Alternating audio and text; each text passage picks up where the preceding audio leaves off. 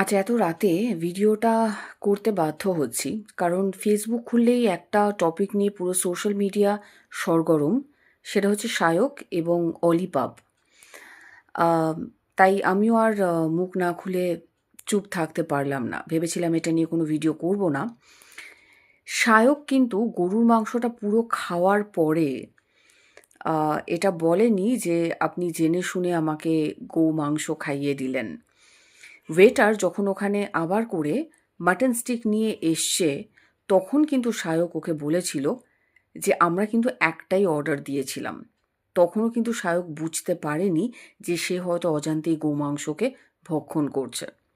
শায়ককে নিয়ে অনেক কথা, অনেক কিছুই আহ, বানানো হচ্ছে, অনেক মিম করা হচ্ছে, অনেক কিছুই ব্যঙ্গ করা হচ্ছে যে হয়তো সে বিজেপির চেলা হয়ে গেছে বা হিন্দুত্বটাকে বেশি হাইলাইট করতে চাইছে, বা সে সনাতনী বলে তার সেখানে যাওয়াটা উচিত ছিল না। অনেক কিছুই কিন্তু বলা হচ্ছে। আজকে আপনারা উল্টো দিক থেকে কিন্তু ভাবছেন না, একটা মুসলিমের সাথে যদি এরকম কোনো ঘটনা ঘটতো তাহলে মশাই 24 ঘন্টার মধ্যে না কলকাতার মধ্যে হরতাল লেগে যেত। হয়তো ম্যাক্সিমাম রাস্তায় তারা এতক্ষণে ধর্নায় বসে যেত।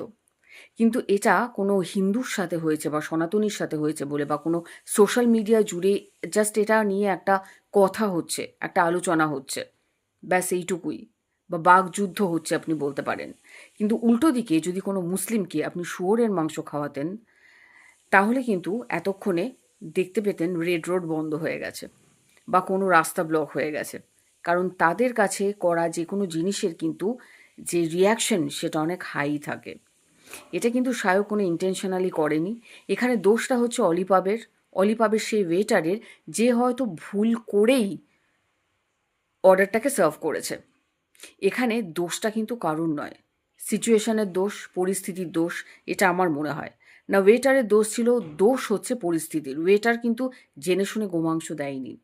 যদি সে জেনে শুনে দিত, পরের বার কিন্তু মাটন স্টিক নিয়ে সে যেত না। এখানে শায়ক যেটা করেছে সেটাও কিন্তু ইন্টেনশনালি করেনি। আপনি শায়কের জায়গায় নিজেকে বসিয়ে দেখেছেন কখনো?